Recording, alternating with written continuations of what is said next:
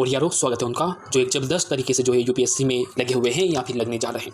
देखो एनसीईआरटी की हिस्ट्री की 6 क्लास का चैप्टर 1 जो मैं शुरू करने जा रहा हूँ, वो इसको शुरू करने से पहले मैं आपको क्लियर एंड कट बता देना चाहता हूँ। देखो ये वीडियो सीरीज इस तरीके से चलेगी कि आपको इस वीडियो के साथ अपना कॉमन सेंस भी लगाना होगा। साथ में आपको यदि आप सोचते हैं कि मैं वर्ड टू वर्ड एक एक शब्द आपको पढ़ के बताऊंगा तो मैं ऐसा कुछ नहीं करूंगा। हाँ, जहाँ कहीं लगेगा मैं वर्डों को पढ़ूंगा, क्योंकि मुझे भी कुछ चाहिए कि मैं आपको कहाँ से उठाकर समझा सकूँ। दूसरी चीज़ कि मैं यहाँ पर आपको वही चीज़ें बताऊंगा जो कि यूपीएससी के अकॉर्डिंग आपको पता होनी चाहिए।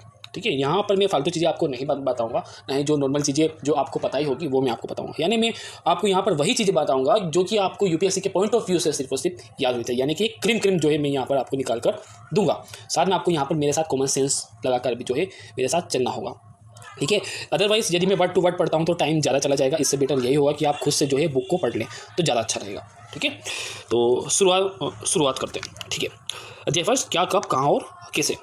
अब यहाँ पर सबसे पहले मैं आपको मैप पर ले जाता हूँ। ये ठीक है, ये मैप जैसा आपको दिख रहा है, यहाँ पर कुछ मैं आपको पॉइंट करता हूँ। ठीक है, एक तो ये हो गई गारो पहाड़ियाँ, ये हो गई विंध्य पहाड़ी। ठीक है, ये हो गया विंध्य का उत्तरी हिस्सा। ठीक है, ये हो गई गारो पहाड़ी। गारो के पास है ब्रह्मपुत्र नदी, विंध्य के पास है नर्मदा नदी। ठीक है, इसके बाद चलते हम कीर्थर और सुलेमान पहाड़ी। ठीक है, इसके पास काबुल नदी है, इधर ये सिंधु नदी है। ठीक है, ये मोटा मोटा याद रखिए, यानी टेम्पररी याद रखिए, याद करना जरूरी नहीं है। इसके पास झेलम, चेनाब, रावी, सतलज, ये सभी नदी मिलकर सिंधु नदी में जाती है, इस तरीके से याद रखिए। और इसके पास में कीर्थर और सुलेमान पहाड़ी है, ये गारो है और ये आपका विंध्य और ये उसका उत्तर है। अब शुरू करते हैं। देखो इतिहास क्यों जरूरी है, क्योंकि कई साल पहले कृषक के जीवन में, पशुपालक के जीवन में, व्यापारी के जीवन में, पुरोहित के जीवन में, वैज्ञानिकों के जीवन में, संगीतकार, कला, सारा यानी क्या हुआ था उसके लिए हम क्या करते हैं, इतिहास को देखते हैं। कल क्या हुआ था इसके लिए तो हम टेलीविजन अखबार पढ़ते हैं। ठीक है, अब हम ये पता लगाते थे कि लोग कहाँ रहते थे। इस चैप्टर में देखो सारा कुछ मोटा मोटा तौर पर बताया गया है। इसमें मगध को भी बताया गया है, तो हड़प्पा सभ्यता को भी बताया गया है। ठीक है, तो इन्हें मोटा मोटा पूरा बताया गया है, किसी एक विशेष काल को लेकर इसमें नहीं दिया गया है। इस चैप्टर में मोटा मोटा जानकारी कि इतिहास में होता क्या क्या है। इसमें कुछ उदाहरण दिए गए हैं, जैसे कुछ लोग कहाँ रहते थे। ठीक है, देखो इसमें दिया गया है कि लोग नर्मदा नदी के तट पर रहते थे, जो कि कुशल संग्राहक थे। मतलब कुशल संग्राहक मतलब जो कि जंगलों में जो संपदा थी, जो जंगलों में फल फूल जड़े इनको इकट्ठा करते थे खाने के लिए, उसे कहते हैं संग्राहक। जो शिकार करते थे उन्हें बोलते हैं आखेटक। तो शिकारी यानी आखेटक और संग्राहक दोनों जो है नर्मदा नदी के किनारे थे। नर्मदा नदी के किनारे क्यों, क्योंकि ताकि वहाँ पर उन्हें आसानी से पीने के लिए पानी मिल सके। ठीक है, क्योंकि पानी के लिए नलकूप तो था नहीं तब। ठीक है, इसके बाद देखो आसपास की खिचखिच की वातावरण आ सकता हो तो उसके लिए सॉरी। और ठीक है, आगे बढ़ते हैं। उत्तर पश्चिम की सुलेमान और कीर्थर पहाड़ी को हम लेकर चलते हैं। कीर्थर और सुलेमान पहाड़ी में देखो 8000 वर्ष पहले, ठीक है, नर्मदा नदी के किनारे तो क्या कई लाख वर्ष पहले या कई हज़ार वर्ष पहले, यानी बहुत पहले नर्मदा के किनारे हमें जो है आदि मानव के अवशेष मिले जो संग्राहक थे, शिकारी थे। लेकिन सुलेमान कीर्थर पहाड़ी 8000 वर्ष पहले यहाँ पर गेहूँ और जो जिस फसलों के साक्ष्य मिले, यानी वो संग्राहक नहीं थे, वो फसलों को उपजाते थे, खेती करते थे। ठीक है, यहाँ पर पालतू पशु के भी हमें साक्ष्य मिले, जैसे भेड़, बकरी, गाय, बैल। ये तो यानी यहाँ से ये पता लगता है कि सबसे पहले कौन सी फसलें उगाते थे, तो गेहूँ और जौ, कहाँ पर, कीर्थर और सुलेमान पहाड़ी पर। ठीक है, इसके बाद गारो पर आते हैं, यानी ब्रह्मपुत्र नदी वाला हिस्सा। यहाँ पर चावल, ठीक है, विंध्य और गारो में चावल, विंध्य में भी चावल के प्रमाण हमें मिले हैं, विंध्य के उत्तर में, और गारो पहाड़ियों में चावल के तो मिले ही हैं। ठीक है, साथ में कृषि का विकास यहाँ पर भी हुआ था और विंध्य में भी कृषि का विकास हुआ था। ठीक है, ये कब की बात है, ये जब कृषि का विकास हुआ था 8000 वर्ष पहले, तब की बात है। ठीक है, इसके बाद सिंधु नदी को आपने मैंने बताया, सिंधु नदी के किनारे कई जो है कई सहायक नदियाँ भी थी। ठीक है, उसके बाद जो गंगा नदी है, गंगा नदी आप देखोगे यहाँ पर जो गारो पहाड़ी थी जो मैंने आपको बताई थी, ये वाली, इसके पास ही गंगा नदी है, यहाँ की अब मैं बात करूँगा। गंगा नदी के किनारे यदि देखें तो यहाँ पर 500 ईसा पूर्व, ठीक है, यानी कि आज से 2500 साल पहले, ईसा पूर्व का मतलब मैं आगे बताऊंगा। 500 साल पहले की यदि बात करें, 2500 साल पहले के, तो गंगा नदी के किनारे एक राज्य बसा था, मगध। जरूरी नहीं कि उस नदी के किनारे मगध ही बसा था। उस समय जिस तरीके से मगध राज्य बसा था, उसी तरह पूरे भारत में अलग अलग जगह कई राज्य जो है आए थे सामने। अब आगे इसमें बताते हैं कि यात्रा कैसे होती थी। तो यात्रा क्यों होती थी, ठीक है, यात्रा ये बात ध्यान रखने वाली है कि पैदल होती थी पहले, रेल वगैरह कुछ नहीं थे, तो दूर दूर तक भी देश पैदल ही जाते थे। उसमें उनको पर्वत, पहाड़ी, रेगिस्तान, नदियाँ, समुद्रों के कारण जो जोखिम होता था। अब काय के लिए, हो सकता है कि काम की तलाश में यात्रा करते हो सकता हो कि प्राकृतिक आपदा जैसे ज्वालामुखी, भूकंप, बाढ़, आंधी, तूफान इत्यादि आ गए हो तो एक स्थान से दूसरे स्थान तक जाते थे, क्योंकि एक कोई स्थायी निवास तो होता नहीं था कि यही घर है, अब दूसरी जगह जाएंगे तो खरीदना होगा, ऐसा बहुत पहले नहीं था। उसके बाद जैसे जैसे समय बीता गया तो राजा लोग सेनाएं रखने लगे। विजय हासिल करने के लिए भी सेनाएं एक जगह से दूसरे स्थान तक यात्रा करती थी। इसके बाद व्यापारी थे, व्यापारी व्यापार करने के लिए एक जगह से दूसरे स्थान जाते थे। धार्मिक गुरु थे, ठीक है, गुरु शिक्षा देने के लिए एक स्थान से दूसरे स्थान तक घूमते फिरते रहते थे, प्रवचन सत्संग दिया करते थे। उसके बाद कुछ लोग ऐसे भी थे जो नए रोचक स्थान ढूंढने के लिए भी यात्रा करते थे कि हाँ चलो दुनिया है, ठीक है, तो सही कोई और कुछ नया स्थान मिल जाए, ठीक है। तो इस तरीके भी यात्रा होती थी। अब जब यात्राएं होती थी, मान लीजिए भारत का कोई व्यक्ति चीन जाता है तो चीन में जो चीज़ें देखेगा, जो घटनाएं देखेगा, वो भारत में भी जो है प्रयास जो है करने का प्रयास करेगा। या कोई खाने की चीज़ हो, ठीक है, कोई वहाँ की संस्कृति वो अपनाने की कोशिश करेगा कि ये भारत में भी होना चाहिए। भारत में जब वो करेगा तो उसे देखकर आसपास के व्यक्ति करेंगे और उन आसपास के व्यक्ति को देखकर वहाँ के रहने वाले सभी लोग भी करने लगेंगे। तो इस तरीके से क्या होता था, जब यात्राएं होती थी तो संस्कृति का आदान प्रदान होता था एक स्थान से दूसरे स्थान पर, ठीक है। इसके बाद पत्थर भी तरह से जाते थे, कुछ लोग संगीत रचते थे, यानी सब अलग अलग जगह अलग अलग जो है चीज़ें की जाती थी। और जैसे जैसे यात्राएं होती जाती थी, एक ठीक है, आज कोई व्यक्ति कहाँ पर गया, वहाँ पर पत्थर तराशते हुए उसने किसी व्यक्ति को देखा तो वो वहाँ से सीख के आया और जहाँ पर रहने देता था वहाँ पर पत्थर तराशने लगा, वहाँ के लोग भी उसे देखकर वो सीख गए। तो इस तरीके से जो है अलग अलग जगहों पर जो है संस्कृति और उनसे जुड़े काम, भोजन और विचार फैलते गए। अब आते हैं देश के नाम पर। देखो वैसे तो कई सारे नाम हैं, पर यहाँ पर दो शब्द है, एक तो भारत नाम और एक इंडिया नाम।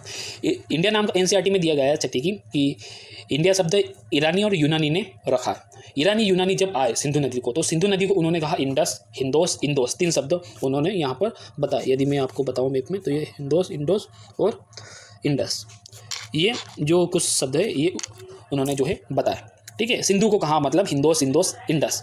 अब सिंधोस के पूर्व में जो भूमि प्रदेश था हमारा भारत, उस भूमि को उन्होंने नाम दिया इंडिया, ठीक है। शुरुआत में उन्होंने इंडिका कहा था, इंडिका से इंडिया नाम हुआ, ऐसा भी कहा जाता है, ठीक है। तो अभी एनसीईआरटी हमें बता रही है कि सिंधु जो इंडिया शब्द है इंडस से निकला है, इंडस का जो अर्थ होता है संस्कृत में सिंधु होता है, और ये नाम दिया है ईरानी और यूनानी ने, यानी मोटा तौर पर इंडिया नाम यूनानी दिया है, जो कि सिंधु नदी के कारण पड़ा है और इंडस को सिंधु कहा जाता है, ठीक है। इसके बाद भारत नाम। अब भारत जो देश था, यहाँ का यदि उत्तर पूर्वी भाग कहूँ तो वहाँ पर जो भी लोग रहते थे तो उन्हें भारत बोलते थे। जैसे भारत में रहने वाले लोगों को हम आज क्या बोलते हैं, भारतीय, इंडियन। इसी तरह जो उत्तर पूर्व में लोग रहते थे उन्हें कहा जाता था भारत, ठीक है। तो ये नाम भारत से पूरे देश के लिए भारत पड़ गया, तो ठीक है। इसमें यही लिखा गया है, जो इसमें लिखा गया है वो मैं बता रहा हूँ, ये ठीक है। तो भारत नाम का पड़ा, एक बाद में देश के लिए हो गया। अतीत के बारे में देखो, एक होती पांडुलिपि जो आपको सामने दिख रही है, ये है पांडुलिपि। इसको मैन्यूस्क्रिप्ट भी बोलते हैं, ठीक है, लैटिन भाषा में, जिसमें मेन्यू मतलब होता है हाथ से, स्क्रिप्ट यानी होता है जो लिखा हुआ होता है वो, तो यानी हाथ से लिखा हुआ, तो ये हाथ से लिखा हुआ है, तो इसे मैन्यूस्क्रिप्ट कहा जाता है। मैन्यूस्क्रिप्ट को हिंदी में बोलते हैं पांडुलिपि। अब देखो पांडुलिपि दो पत्रों पर लिखी जाती थी, भुजपत्र और ताड़पत्र। ताड़पत्र यानी जो तार के पत्रों पर होती थी, ठीक है, और भोजपत्र यानी जो भुज पेड़ की छाल होती थी, भुज पेड़ की छाल, उस पर उससे जो बनता था एक पत्र, उसे बोलते हैं भोजपत्र। ताड़ के पत्रों से बना हुआ ताड़पत्र। तो दोनों पर जो है पांडुलिपि लिखी जाती थी, ये जो आप देख रहे हैं ये वाली, ठीक है। और ये जो आपके सामने ये ताड़पत्र है, भोजपत्र नहीं है, ठीक है। भोजपत्र ऐसा ही होता है लगभग। इसके बाद इतने वंशों में इनमें से कई पांडुलिपि देखो, कुछ पांडुलिपि हो सकती है कि किसने कीड़ों ने खा लिया हो, क्योंकि कई साल वर्ष पहले थी, ठीक है। कुछ अभी बची हुई है, ये ज़्यादातर हमें कहाँ पर मिलेगी, सामान्य से बातें मंदिरों और विहारों में ही मिलेगी, क्योंकि पहले इस जगह पर ही ये लिखी जाती थी, ठीक है। इसमें क्या क्या हो सकता है, औषधियों के बारे में जानकारी हो, विज्ञान के बारे में हो, राजाओं के जीवन के बारे में हो, वहाँ की जो मान्यताएं हो, संस्कृति हो, व्यवहार हो, उनके बारे में हमें जानकारी मिल सकती है। भाषा की बात करें तो देखो, भाषा वहाँ की थी वो थी संस्कृत। इसका मतलब होता है कि शुरुआत में संस्कृत भाषा यहाँ की रही होगी, और जो आम बोलचाल की भाषा यदि हम बोले तो प्राकृत भाषा थी, वो तमिल थी, ठीक है। ज़्यादा कहूँ तो प्राकृत थी। इसके अतिरिक्त पांडुलिपि तो हो गया, पांडुलिपि से हमें प्राप्त होता है कि क्या क्या हुआ था। इसके अतिरिक्त एक और सोर्स होता है महाकाव्य, नाटक, ये भी हमें मिलते हैं जो बाद में लिखे गए थे, है ना। इसके बाद होते अभिलेख। अभिलेख क्या होते हैं, कोई भी ठोस जगह जहाँ पर हमें गाड़ कर लिखते हो, छेद कर करके लिखते हो, चाहे वो लोहा हो, चांदी हो, सोना हो, लकड़ी हो या फिर पत्थर हो, जिस पर लिखने के बाद वह मिट नहीं सकता हो, ठीक है, उसे बोलते अभिलेख, ठीक है। अब अभिलेख में क्या होता था, ज़्यादातर जो राजा थे, जो रानी थे, जो उनके पुत्र थे, उनके बारे में जिक्र होता है, उनकी विजय जो थी, उनका लिखा जोखा यहाँ पर हमें मिलता है। ये जो अभिलेख आपको दिख रहा है, ये सम्राट अशोक का अभिलेख है, जो अफगानिस्तान के कंधार से प्राप्त हुआ था, ठीक है। इसकी जो लिपि है वो है यूनानी अरामाइक, ठीक है। दो लिपियाँ थी और दोनों भाषाएँ हैं, ठीक है। भाषा और लिपि दोनों में अंतर होता है। भाषा जो हम बोलते हैं, जो हमारे मुँह से शब्द निकलते हैं, वो होती है भाषा। लिपि माने अक्षर, जो हम लिखते हैं वो होती है लिपि, ठीक है। अ की जो आकृति है वो है लिपि, और उस शब्द को जो हम ध्वनि से निकाल रहे हैं वो होती है भाषा। ठीक है, इतना ही अंतर है दोनों में। तो जो अफगानिस्तान में कंधार से जो सम्राट अशोक का अभिलेख प्राप्त हुआ है उसमें यूनानी, अरामेई दो भिन्न लिपियाँ हमें देखने को मिलती है और दो भिन्न भाषाएं हमें देखने को मिलती है। भाषा और लिपि दोनों यानी दोनों में ही लिखा गया है। ठीक है, इसके बाद अभिलेख का हो चुका है जो बताना था। इसके अधिक अन्य कई वस्तु भी अतीत में बनी है और जो प्रयोग में लाई जाती है। अभिलेख का हमने देख लिया, पांडुलिपि देख ली हमने महाकाव्य नाटक देख लिए। अब आती है कुछ पुरातत्व वस्तुएं। ठीक है, जैसे ईंटें मिलती है खुदाई में, चित्र मिलते हैं, मूर्तियाँ मिलती है, बर्तन और आभूषण। ठीक है, ये देखिए ये मिट्टी का बर्तन है जो आज से 4700 वर्ष पूर्व मतलब हड़प्पा सभ्यता में हमें देखने को मिलता है। और ये है 2500 साल पहले यानी कि 500 ईसा पूर्व जो मगध राज्य था तब का ये सिक्का है। ठीक है, तो ये इस तरीके की चीज़ें हमें मिलती है जो कि इतिहास को जानने में हमारी मदद करती है। तो इस तरीके की कई चीज़ें मिलती है, जले हुए अनाज मिलते हैं, हड्डियाँ हमें मिलती है। हड्डियों से हमें पता लगता है कि क्या वहाँ उस समय के लोग जानवरों को भी खाते थे, कुछ अनाज के अवशेष मिलते तो क्या ये अनाज वो खाते थे, पका कर खाते थे। ठीक है, इस तरीके की जानकारी मिलती है। लकड़ी के टुकड़े जल जाते थे, वो भी अवशेष हमें मिलते हैं, यानी लोग कुछ जलाते थे, खानों को जलाते थे, जो भी उनके आसपास चीज़ें मिलती होगी उन चीज़ों को जलाते थे, ये हमें पता लगता है। ठीक है, तो ये कुछ सामान्य सी जानकारी है। साथ में पांडुलिपि, अभिलेख, पुरातत्व, ये सब हो गई, क्या हो गई, साक्ष्य। अब इन साक्ष्यों का अध्ययन कौन करता, इनका पता कौन लगाता, यानी ढूंढता कौन इन्हें, पुरातत्वविद। ठीक है, और इनसे जो अध्ययन करता है पुरातत्वविद भी करता है, इतिहासकार भी करता है, लेकिन इतिहासकार इन्हें लिखता भी है। इतिहासकार इनको ढूंढता नहीं है, पुरातत्वविद इनको ढूंढता, उनका अध्ययन करते हैं। इतिहासकार इनका अध्ययन करते हैं और लिखते हैं। ठीक है, इतिहास। तो इतिहासकार और पुरातत्वविद दोनों में ये अंतर होगा। अब होगा अतीत एक ही अनेक, जैसे इस बुक का नाम है अतीत एक ही अनेक। तो देखो अतीत क्यों कहा है कि हमारे अतीत यानी अतीत बहुत सारे, कि जैसे राजा रानियों का अतीत, पशुपालकों का अतीत, कृषकों का अतीत, शिल्पकारों का, व्यापारियों का अलग अतीत, ऐसा होता है। साथ में ये भी हमें बात पता होनी चाहिए कि पशुपालक और कृषक का जीवन राजा रानी के जीवन से अलग था। ठीक है, व्यापारी का जीवन शिल्पकार से अलग था। ठीक है, ये भी पता होना चाहिए कि मान लीजिए कि आज राजस्थान में उस समय, ठीक है, बहुत साल पहले जो राजस्थान में विकास हो रहा है वो उत्तर प्रदेश में नहीं हो रहा है। ठीक है, इस तरीके के भी विकास जो है पहले हुआ करते थे कि राजस्थान का जो इलाका है वहाँ पर लोग तो रहना सीख गए, अनाज उगाना सीख गए और उन्हें खाना सीख गए, लेकिन किसी दूसरे इलाके में अभी भी वो विकसित नहीं हुए और अभी भी जानवरों को जो है मार कर खा रहे हैं और पेड़ों के जो जड़ है, फल है, फूल को खा रहे हैं, यानी वो अभी भी पिछड़े हुए। तो इस तरीके का जो वातावरण पहले था। ठीक है, अभी भी इस तरीके का देखने को मिलता है। जैसे अंडमान द्वीप समूह में आज भी लोग मछलियों को पकड़ कर खाते हैं, शिकार करते हैं, फल फूल का संग्रहण करते हैं, लेकिन इसके विपरीत यदि हम देशों में देखें, ठीक है, तो यहाँ पर लोग जो खाने की चीज़ें हैं, अनाज को उगा कर खा रहे हैं, अच्छी अच्छी चीज़ें खाते हैं, लेकिन अंडमान के जो लोग हैं वो अभी भी अनजान हैं, उन्हें पता नहीं है कि खाने की और भी चीज़ें होती है। ठीक है, तो इस तरीके का पहले भी होता है कि पूरे भारत देश में एक साथ ही सभी विकास नहीं हो गया था। हो सकता है कहाँ पर विकास हो गया और कहाँ पर अभी भी पिछड़ा भाग हुआ हो। ठीक है, तो एक साथ सभी जगह विकास नहीं हुआ था, यही मैं कहना चाहता हूँ। ठीक है, जैसे जैसे लोगों ने याद रखा एक दूसरे स्थान, वैसे वैसे ये जो है आदान प्रदान हुआ संस्कृति का और लोग विकसित हुए। इसके बाद उस समय शासक अपनी विजयों का देखो, और हाँ, जो शासक लोग थे उनके बारे में हम क्यों जानकारी मिलती है, क्योंकि वो अपने विजय का उल्लेख करते थे कि हमने ये लड़ाई लड़ी, ये जीता, ये योजनाएं आरंभ करी, ये प्रजा के लिए करा, वो करा, तो उनके बारे में हमें मिलता है। लेकिन जो शिकारी थे, मछुआरे थे, संग्राहक थे, कृषक थे, पशुपालक थे, उनके बारे में हमें कुछ नहीं पता क्या हुआ था। ठीक है, तो शुरुआत में जो इतिहास था इसी तरह लिखा जाता था, राजा को आधार मानकर। लेकिन अब जो इतिहास लिखा जा रहा है वो क्या आधार मानकर लिखा जा रहा है कि शिकारी क्या करते थे, ये भी हमें जानना है।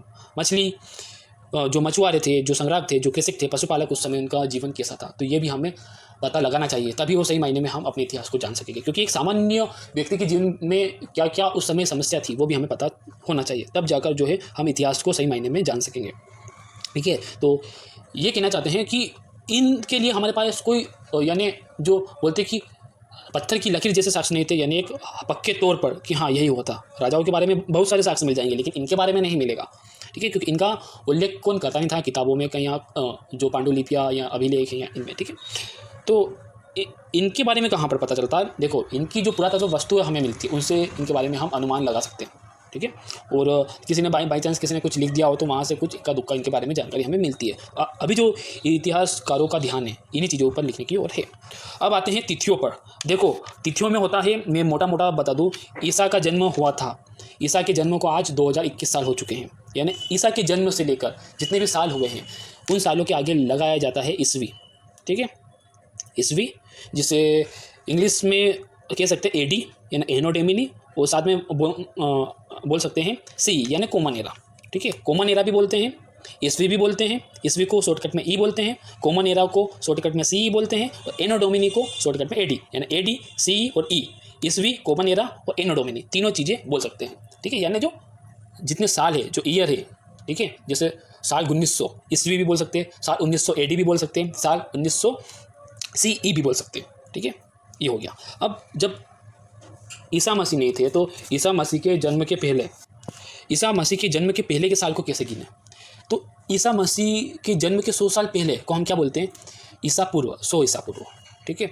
ईसा के जन्म के 200 साल पहले यानी 200 ईसा पूर्व। अब ईसा पूर्व को और क्या क्या बोलते हैं? ईसा पूर्व का शॉर्टकट तो हो गया ईपू, ठीक है, यानी ईसा मसीह के इतने साल पहले, ठीक है। इसके बाद ईसा पूर्व को हम जो बोलते हैं बिफोर कॉमन एरा, ठीक है, यानी BCE, साथ में बिफोर क्रिस्ट, ठीक है, बिफोर क्रिस्ट यानी BC भी बोलते हैं, तो BC भी बोलते हैं, ठीक है, ईपू भी बोलते हैं, साथ में BCE भी बोलते हैं, before common era, before Christ और ईसा पूर्व यानी ईसा के जन्म के पहले, यानी पहले वाले समय को, ईसा के जन्म के पहले को, ठीक है। तो ये हो गया। अब आपको मैं कुछ और चीज़ बताता हूँ कि जैसे हम बोलते हैं आज जो सन है, जो सन चल रहा है 2021, तो 2021 को हम बोल सकते हैं 2021 ईस्वी, 2021 AD, 2021 CE यानी 2021 कॉमन एरा, 2021 एनो डोमिनी और 2021 ईस्वी या ई, ठीक है। लेकिन 2021 साल पहले यदि हम देखें, 2021 साल पहले ईसा पूर्व का जन्म हुआ, उसके 100 साल पहले, उसके 100 साल पहले को हम बोलेंगे 100 ईसा पूर्व, 100 बिफोर क्रिस्ट यानी 100 BC, before common era, 100 before common era, 100 BCE, ये हो गया। अब यदि हमें यूँ बोलना हो कि जो ईसा मसीह के 100 साल पहले, मतलब 100 साल वो हो गए, 2021 साल ये हो गए, तो 2021 साल ये और 100 साल ईसा, यानी ईसा मसीह के जन्म के बाद के साल 2021 साल हो गए ईसा मसीह के जन्म को, और 100 साल ईसा मसीह के जन्म के पहले वो भी जोड़ दो तो कितने हो जाएंगे? 2121 साल, यानी आज से 2021 साल पहले, ठीक है, आज से 2100 साल पहले। इस समय को कैसे बोलेंगे? BP यानी 2121 BP यानी बिफोर प्रेजेंट, यानी आज से इतने साल पहले। यानी आपको यूँ ही बोलना है कि आज से 500 साल पहले, तो आप ये कह सकते हैं कि 500 BP। आपको ये बोलना है 600 साल पहले, तो 600 BP, ठीक है। तो ये 3 चीज़ें होती है, एक तो ईसा मसीह के जन्म के बाद की, एक होती है ईसा मसीह के जन्म के कितने साल पहले, और एक होती है कि वर्तमान से कितने साल पहले की आप बात करें उसके लिए, ठीक है, क्या शॉर्टकट यूज़ होता है। तो आई होप कि आपको ये समझ में आया होगा। उसके बाद देखो इस तरह के अभिलेख मिलते हैं। ये मान के चलो कि एक रोसेट्टा नाम की एक जगह है मिस्र में, वहाँ कई अभिलेख हैं, वहाँ पर अभिलेख मिले हैं तो 3 भाषाओं में मिला है वो, ठीक है। यानी जैसे आज होता है ना कि एक लाइन लिखी गई है वो हिंदी में भी लिखी है, इंग्लिश में भी लिखी है, फिर नीचे तमिल में भी लिखी है, लेकिन तीनों का मतलब एक ही है। तो इस तरीके से अभिलेख मिला है। उसमें से जो 2 भाषा थी वो 2 भाषाएँ थी यूनानी और मिस्री, ठीक है। अब जब यूनान वाले यूनानी जानते थे, मिस्र वाले मिस्री जानते थे, तो दोनों ने जब पढ़ा तो दोनों का अर्थ एक निकला। तो उन्होंने सोचा कि ये जो अभिलेख, जो ये तीसरी भाषा है जो चित्र के रूप में आप में दिख रही है, इसका मतलब भी ये होगा। तो उन्होंने नीचे लिखा, देखो PTOLMAMIIS, ठीक है। इन्होंने ये देखा कि जहाँ पर P लिखा है, मतलब इसका मतलब ये स्क्वायर जो बना हुआ ये है, ठीक है। T यानी जो चांद जैसा बना हुआ ये है। तो इस तरीके से उन्होंने मैच किया कि इस अक्षर का यहाँ पर ये है, यानी इस अभिलेख की जो भाषा में जहाँ जहाँ स्क्वायर होगा वहाँ उसका मतलब P होगा।